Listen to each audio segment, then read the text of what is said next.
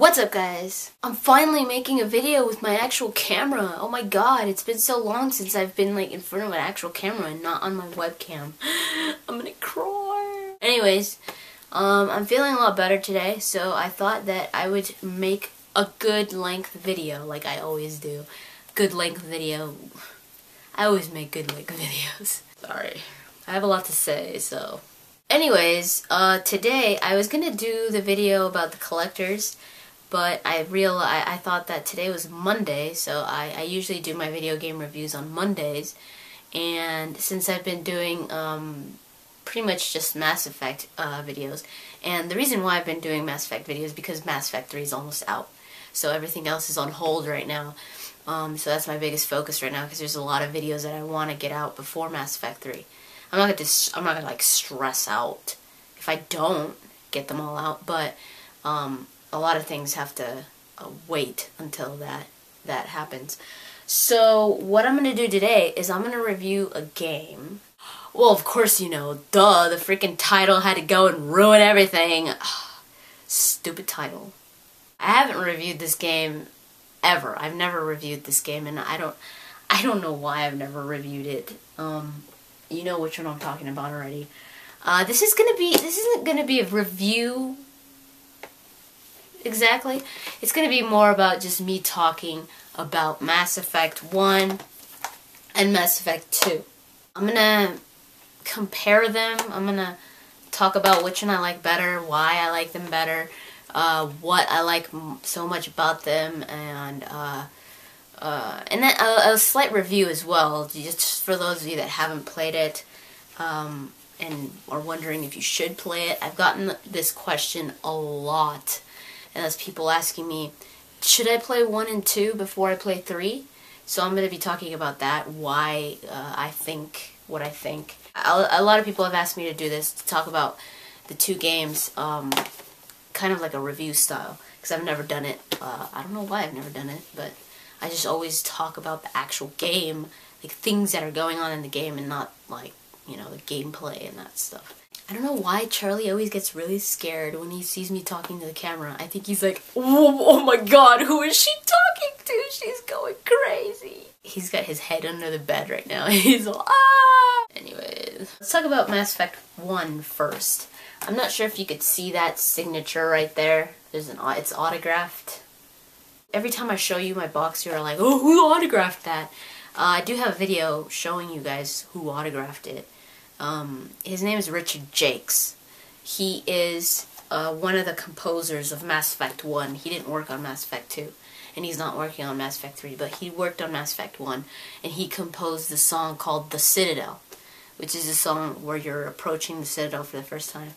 I met him at a composers gathering in Glendale, I think it was.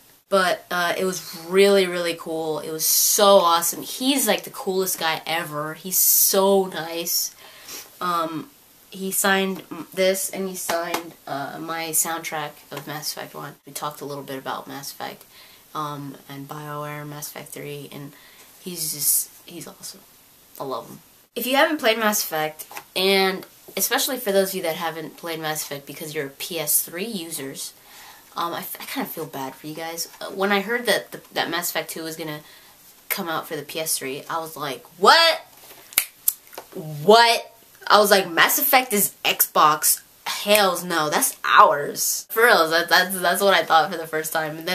But now I see it differently. Like, I don't know why I reacted that way. I was just like, psh, oh psh. But after some time, I was just like, man, you know, if I was just a PS3 user, I would love to have Mass Effect 2 and be able to play it, and just not being able to play Mass Effect 1 sucks. And I know how that feels, because I can't, even though I have the HD collection for Metal Gear Solid, I can't play Metal Gear Solid 4 because of like copyright issues or something like that. So, I don't think I'm ever going to play Metal Gear Solid 4 until I get a PS3. So I can understand how a lot of people feel that Mass Effect 1 isn't out for the PS3, and probably won't be, also because of the same type of copyright issues, Microsoft and all that. And especially with Mass Effect 3 coming out, a lot of people, they just can't play Mass Effect 1. Even though they want to, they can't. Unless they buy an Xbox, and that's just kind of inconvenient. So that I wish now I see it differently. Now I'm just like, man, I wish everybody could play Mass Effect 1 and Mass Effect 2, and have that experience, because it's such a good game. You guys know how much I love the game. So, I mean, the review's kind of pointless. It's not like you don't know what I think about the game already. You know what I think about it. So I feel bad for PS3 users that can't play Mass Effect 1. Because, in my opinion, the better game out of these two is Mass Effect 1. And the reason why I like Mass Effect 1 much more than Mass Effect 2 is because of the story.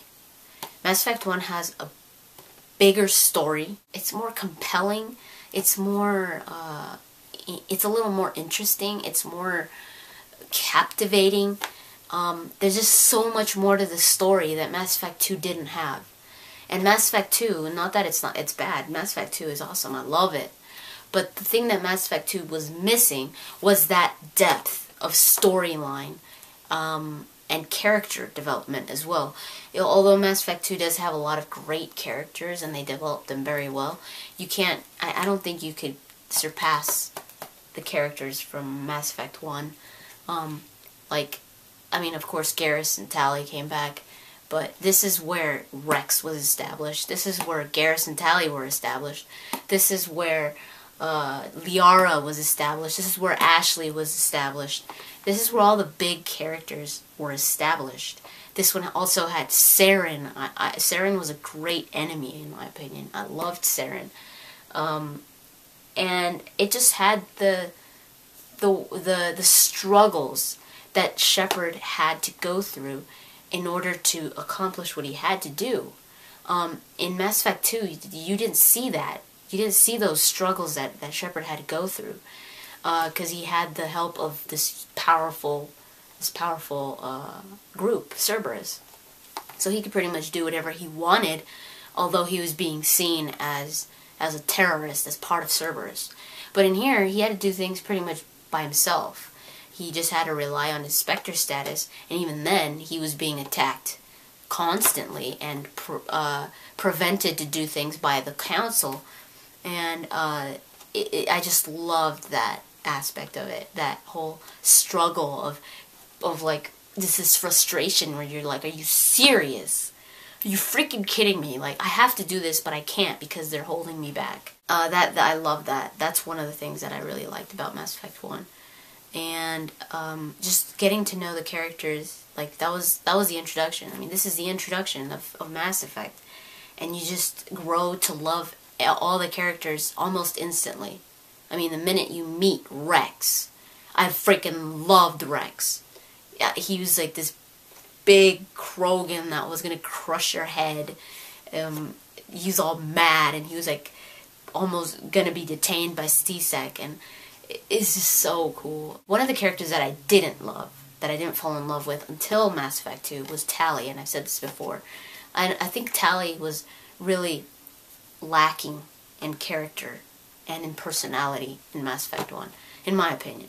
I think she was very naive and just kind of dull, and she was just like, I don't know, I never really noticed Tali. There's nothing that really stood out for me. And of course, a lot of people just love Tali throughout, even Mass Effect 1 and Mass Effect 2. But I fell in love with her in Mass Effect 2.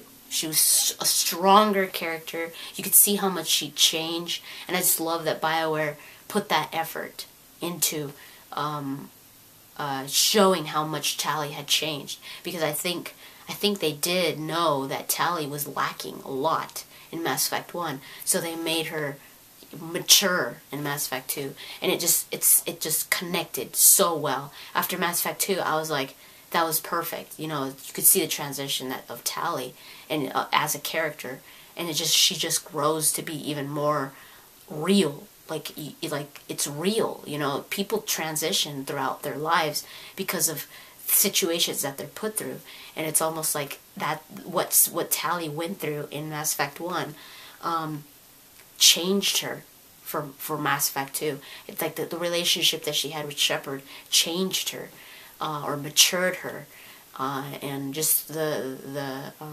effect that she had on the flotilla with her pilgrimage and all that. That's just awesome. That's one of the things that I love so much about this game, is the way that the characters are developed. It's so... Someone asked me the other day, so they sent me a message and they were like, what is your favorite conversation in Mass Effect? And I was like, wow, that is a huge question. But the first conversation that jumped into my mind that I absolutely loved, and I don't know if it's because of how much I love the character, but it was in Mass Effect 2. Now I don't remember too much about like specific conversations in Mass Effect 1, just because it's been a while since I played it. I'm sure that there's been a lot of conversations that I really loved in Mass Effect 1, and I know that a lot of them were with Rex, between you and Rex. Rex is just a very emotional character, and I love that about him. But in Mass Effect 2, one of my favorite conversations that just jumps out is between you and Garrus on his loyalty mission. Just that, seeing Garrus that way was so different. It was just like, oh my god, you know, Garrus has changed. You just notice it, where you're just like, he was not like this. Like, this isn't Garrus. And Shepard says that constantly throughout that conversation. The whole loyalty mission. He's like, this isn't you. You know, like, trying to convince Garrus that he's wrong, or especially if you go through the Paragon way, which I've always done, whether I'm Renegade or not. I can't let Garrus go into that dark spot just because of how much I care about Garrus. And I know that that's not him. I know that Garrus is somebody else, and that he's like poisoned with this hate, with this revenge that he wants to get so bad because of what they did to his team. The level of that development, of that personality for a character is so deep that so much so that the person, the player is like, whoa, like it jumps out, like you could see it, like it stands out, where you're just like, this isn't right, like what's wrong with him? Like, this isn't him. Like, you almost know him, and it's all because of what was established from Mass Effect 1. If you didn't play Mass Effect 1 and you just played Mass Effect 2, I think you miss that. You miss that feeling. You might get it because of the way that Shepard is reacting, the way the conversation goes. You might get that's not really how Garrus is. But if you've played Mass Effect 1 and you go into Mass Effect 2 and you see that, you feel it on a different level. It's more personal. It's more like you're trying to help a real friend, where you're just like, dude, this isn't right. This isn't you. Like, you're somebody else. Like, you would hate yourself if you actually saw what you were doing, you know? Or like, don't let yourself get consumed type of thing. Because Garrus was so different in Mass Effect 1.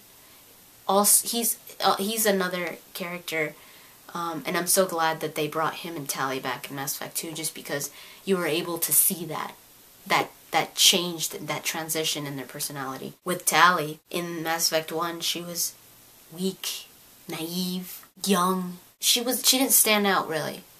She was trying to, but she just didn't really have anything that would, in my opinion. And then in Mass Effect 2, she came out strong. Like, she was a leader of a squad. She was much more mature. And it was just like, whoa, like, stood out. Where you're just like, this is a different Tali. And the same with Garrus. But, like, Tali went from weak to strong. Garrus went from this loyal, and by loyal, I mean, Garrus has always been loyal. But I mean, like, loyal to the law, like, to what's right. From being, like, this honorable, fair Garrus, he wasn't, like, by the book, of course. He thought that you had to do something right, to do something fair, it was just. And then Mass Effect 2, because of everything that he went through, because of seeing his whole team just get killed, and he was betrayed by one of his team members, and he was the only one that was left alive, it just consumed him. It just poisoned him. It just made him into this vengeful Garrus that wasn't like that in Mass Effect 1. He completely changed. So the way that Tali changed, Garrus changed as well, like to the opposite to what he was. And I loved that. I loved it so much. Like, it made it feel really personal. Like, it really got me emotional. I was like, oh my god, this is not Garrus. Even just the way that Garrus was looking at Sidonus, the way that his facial expressions, and I mean, he's a Turian. It's not easy to see different facial expressions on a Turian. But just Garrus just didn't look the same. He looked different. He almost looked more hawk-like, more like a predator. Like he was gonna hunt Sidonus, and I just love that. I mean, I'm mentioning those specific situations just because it really shows how deep, how much these games go into when it comes to the character.